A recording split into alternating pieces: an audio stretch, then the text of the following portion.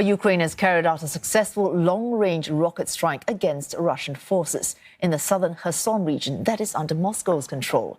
The attack comes as Kyiv gears up for a counter-offensive to take back territory from Russia. Kyiv says it struck an ammunitions depot in Nova Kakhovka, killing 52 Russian soldiers and destroying artillery and armored vehicles. Moscow, however, says Kyiv's shelling killed 7 people and injured 60 others. It says there are no military targets in the city. Nearby, in the southern city of Mykolaiv, at least 12 people were wounded by Russian shelling overnight. The regional governor says rockets hit 2 medical facilities and residential buildings. President Volodymyr Zelenskyy says there has been no let-up in Russian bombardments, with at least 34 airstrikes since Saturday. In the eastern Donbas region, state news agency TASS says Russian forces are encircling the city of Seversk, citing a separatist official. Kyiv has been bracing for a massive new ground offensive in Donetsk for weeks now, where there has been widespread Russian shelling. Meanwhile, Russian media Interfax says Moscow-backed separatists in Donetsk will make a decision in August on the appeals of 3 captured foreign fighters sentenced to death.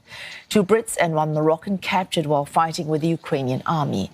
Kyiv and Western countries have said the men are prisoners of war and are thus entitled to protection under the Geneva Conventions. And John Gambrell joins us live from Lviv. John, there's been a Ukrainian attack on Russian positions in the south. Again, we're hearing conflicting accounts from Moscow and Kyiv. What more do you know? This strike happened overnight, and it targeted this city, Nova Kakhovka, which is east of Kherson, that city that you mentioned earlier that the Russians have held for some time now. Now, this strike appears to have been carried out by one of those American-made HIMARS missile systems, those missiles that are on the back of those big trucks that have a range of about 80 kilometers and really precise targeting. The reason that I mention that is because AP footage gathered by satellite photo today showed that this strike hit a warehouse that was in this city and just decimated it. There's nothing left standing from this warehouse, and it's left a 20-meter by 20-meter crater where it once stood. Now, online videos of this strike also showed a massive explosion, followed by secondary explosions as well. That typically signifies that there was ammunition or other flammables inside of this warehouse. Now, Ukraine is considering launching a counteroffensive in the south to try to retake these areas around Kherson that the Russians still hold. Now, moving forward, they'll have to decide whether or not these strikes are going to be enough to push that forward. Meanwhile, John, Russian President Vladimir Putin traveling to Iran next week. Why and why now? It's very interesting. The why now may be in part because of what the White House said overnight.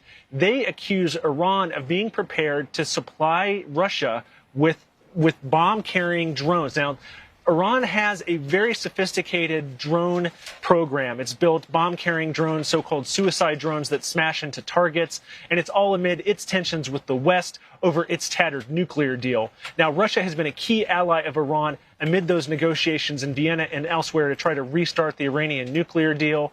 And Iran may be looking at selling these drones as a possible cash infusion for their own battered economy. And for the Russians, they need sort of these sophisticated drones to be able to counter the Bakhtiar drones and the other drones that the Ukrainians have been able to fly in this conflict. So moving forward, it'll be very interesting to see what Putin says when he makes this trip to Tehran next week. And thanks for that, John Gambrell, speaking to us there from Lviv.